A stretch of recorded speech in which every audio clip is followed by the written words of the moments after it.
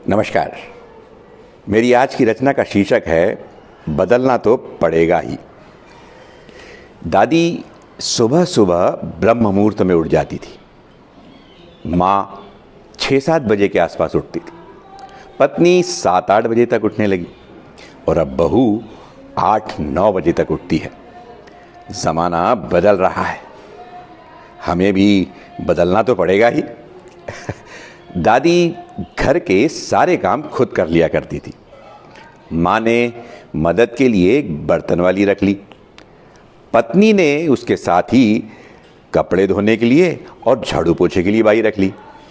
और अब बहू ने इन सब के साथ साथ खाना बनाने वाली भी रख ली।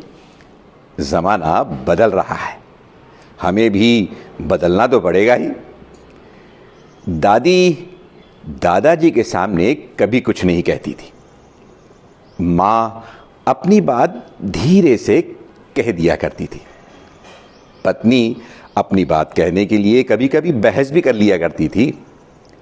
और अब बहू अपनी बात मनवाने के लिए बराबरी से टक्कर देती है।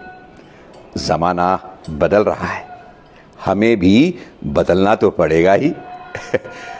दादी के समय घर में 10-15 लोग हुआ करते थे।